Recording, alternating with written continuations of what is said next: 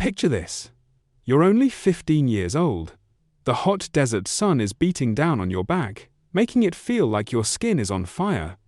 The old wooden boat finally stops rocking as it docks right by the edge of the Nile River. They brought you all this way without saying a single word to you, like you don't even matter. Your hands are tied tight with rough rope that's scratched and worn. It still smells faintly like the last poor girl who had it around her wrists. She didn't make it through the long trip. You heard the whispers about how she got sick and just faded away. Back where you came from, way down in the green mountains of the south, life was different. Trees grew thick everywhere, flowers bloomed bright, and the air always carried the fresh smell of rain after a storm. But now, this new place is nothing like that. It's all dry sand and harsh light that makes your eyes water. The wind picks up dust and throws it in your face like tiny needles, and even the big river looks worn out, moving slow and lazy under the bright sky. They don't give you time to rest. Right away, they start pushing you and the others inland, marching you toward this big city called Waset. You can see it from far off, tall stone columns sticking up like giant teeth ready to bite the sky. The rich people there, the nobles, walk around in clothes made of pure white linen that's so clean and bright it almost hurts to look straight at them. You're not alone in this nightmare. There are 4 other girls just like you, all sold together as a group. They line you up under a shady awning made of cloth, and these men with shaved heads come over. They inspect every part of you, one by one, like you're some kind of animal at a market. They measure how tall you are, look at the shape of your hips, and even argue about your price while scribbling notes on papyrus scrolls. It's humiliating. They make you strip off your clothes right there in front of strangers. The sun's heat presses down on your bare skin like an extra heavy blanket you can't shake off. Then a tough-looking woman steps in. She scrubs your body hard with a rough cloth that scratches, rubs shiny oil all along your back and arms to make you look better, and sprinkles crushed flour powder over your chest. Now you're not you anymore. You're just something pretty on display, ready to be bought. They never talk right to you, only about you, like you're not even hearing them. This one looks good for the private quarters, the steward guy says with a nod. And just like that, your first night in this place is spent in a small side room next to the master's big bath area. They lay out the rules clear and cold. Don't speak unless someone tells you to. Don't eat anything without permission. You're not allowed to be seen outside the house walls. And you're not there to do regular work like cleaning floors, serving wine at meals, or pouring water for guests who visit. No, your only place is right beside his bed. Whenever he wants, they give you a new name, Hemter. From now on, what you think or feel, it doesn't count for anything. Now imagine you're 17. You've been here long enough to learn some tricks for surviving, like how to put on a smile that looks real, even when your heart is empty inside. You walk through the long halls of the house like a quiet shadow, always silent, always smelling of sweet perfumes they make you wear, and basically invisible unless someone calls for you. Your master, the man who owns everything here, he's no ordinary guy. He's a nobleman with some distant family ties to the pharaoh himself, the king of all Egypt. He's got enough money to have fancy things, not just 1, but 2 pleasure slaves like you, and a whole room full of books and scrolls that only the rich can afford. His wife? She's beautiful on the outside, with perfect makeup and jewelry, but inside she's cruel, always watching you with sharp eyes like she's waiting for you to slip up. During the big banquets they throw, with tables full of food and guests laughing, you have to serve things like sweet dates or pour glasses of wine. But she pretends you're not even in the room, like you're a ghost. Still, you notice how her knuckles turn white, gripping whatever she's holding, every time he looks at you for too long. She never says a word about it though, because she knows she can't. He owns you completely, and you're part of the whole household setup, not something that touches their marriage vows. Sometimes, in quiet moments like during family prayers to the gods, he reaches out and touches your arm lightly, or when no one's looking, he slides his hand along your back, sending chills. Then comes that one evening that changes things. He doesn't even say it out loud, just gives you a small nod from across the room. You know what it means. You walk over, drop to your knees in front of him, and do exactly what he expects. His linen robe feels soft against your skin and smells strongly of papyrus paper and the sticky resin they burn in temples. His hands are smooth, not rough like a worker's, and the words he whispers sound like he's said them 100 times before, all practiced and empty.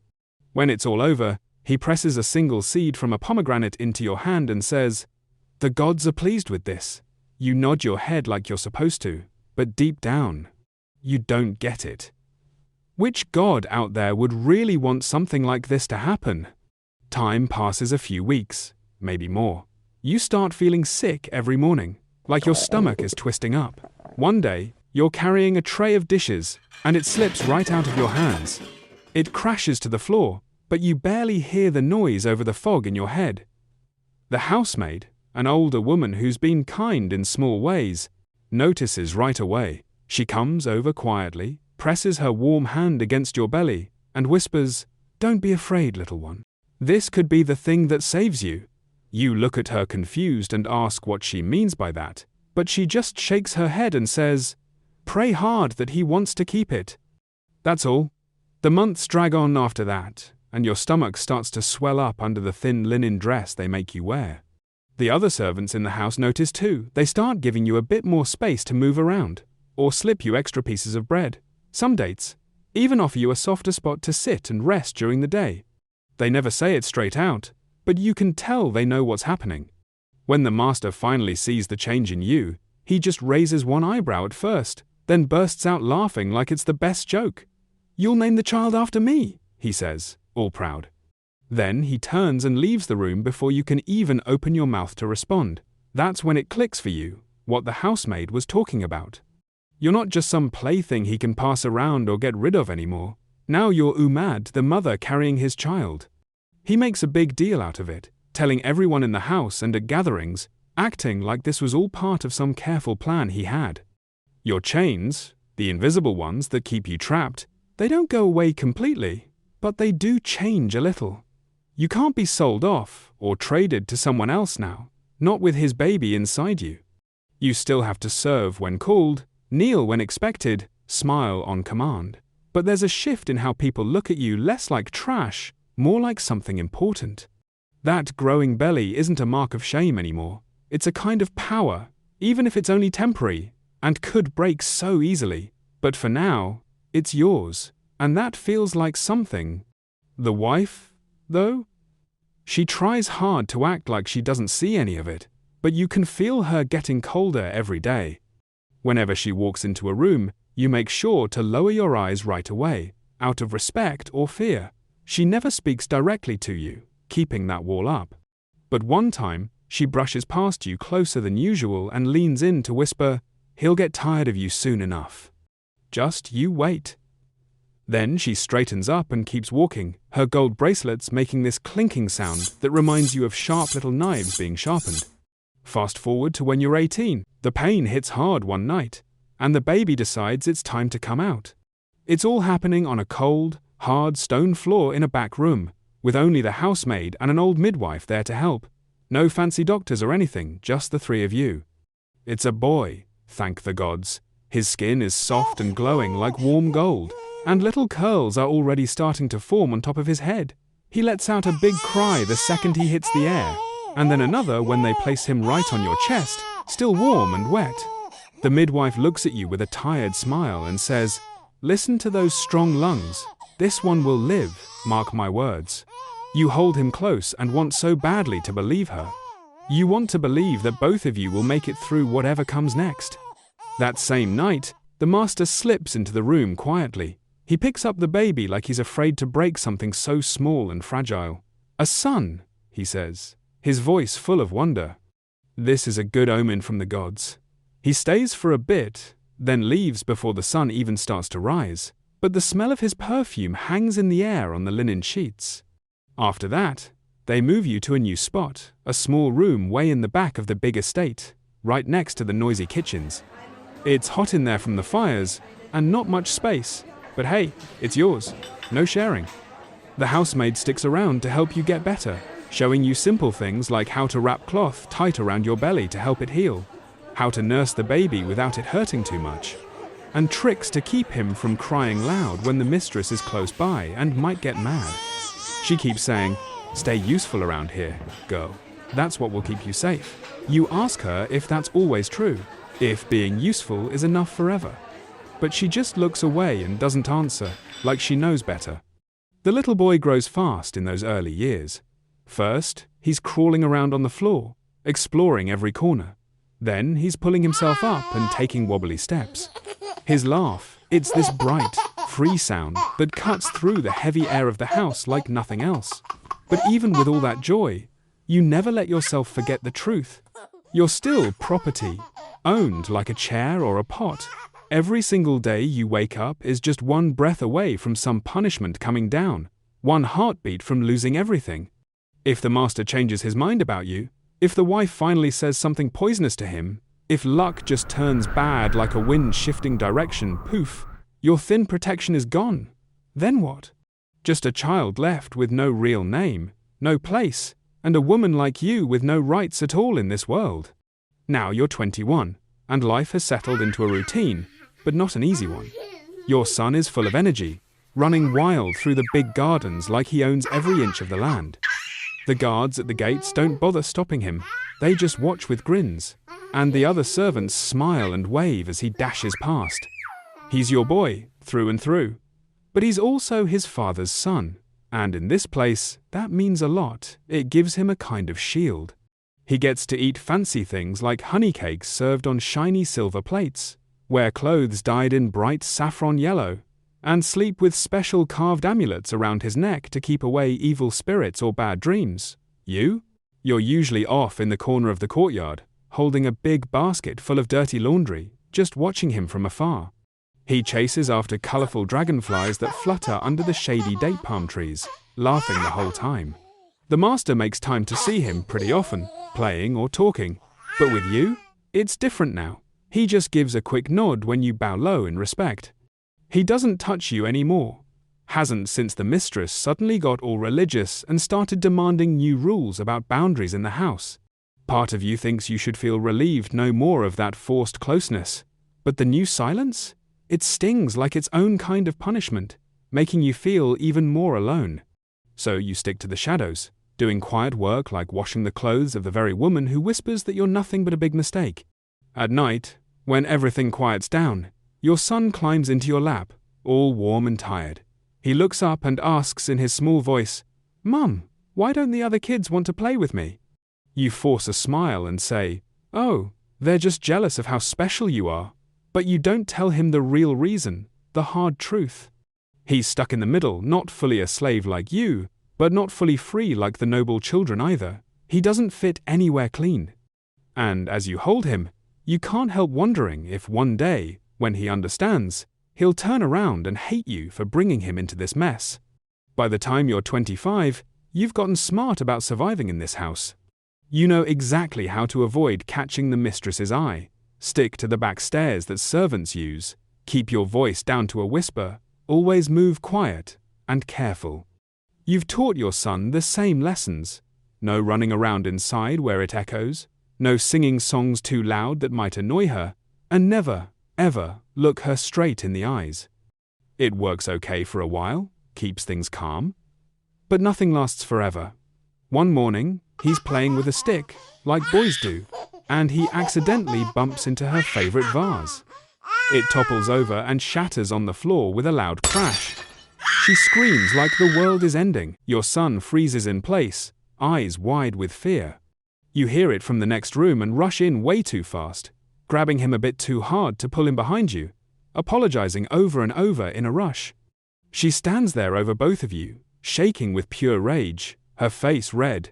"He's wild, just like his worthless mother," she spits out. Her hand comes up, ready to slap hard.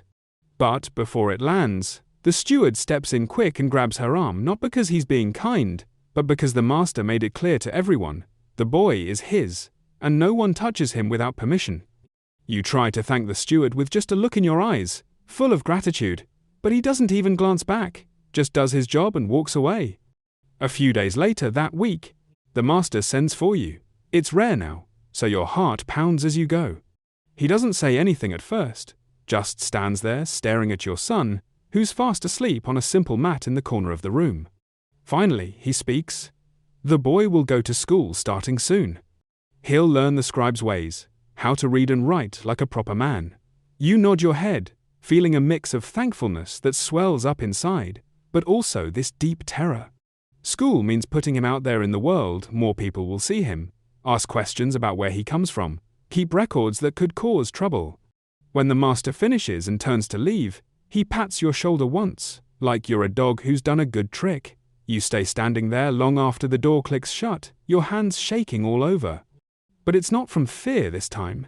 No, it's from something way more dangerous in a place like this. Real hope, flickering like a small flame. Now you're 30, and the whole house feels different, quieter, like it's holding its breath. The mistress barely talks above a whisper these days. Her health is going bad, getting weaker every week, and all her servants walk on tiptoes around her, scared that even the sound of footsteps might make things worse. Your son? He's grown so much, almost a young man now, even taller than you. In the evenings, he sits with the master and reads out loud from the scrolls, his voice strong and steady, fingers smudged with black ink from writing practice. He talks like one of the nobles, eats at the fancy table too. But when he spots you across the room, his face always softens up, like he's still your little boy. You're his mother, no matter what, even if the chains of being a slave still hold you down. But being Umad, the recognized mother of the master's claimed child, that gives you some ground. They can't sell you off anymore, no matter what. When you go to the market for errands, the women there look at you different, not with pity like before, not with mean sneers, but with something closer to fear or respect. Because look at you, you stayed in this hard life, you climbed a little higher, and you survived when others didn't. The master himself is getting old now. His walk is slow and careful, like each step hurts. His words come out sharper, more brittle, like dry sticks breaking. Then, one ordinary morning, a servant goes into his room and finds him lying cold on the floor right beside his bed, no breath, no life.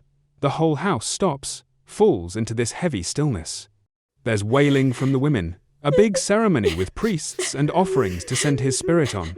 And after all that, freedom comes not for everybody in the house, but for you.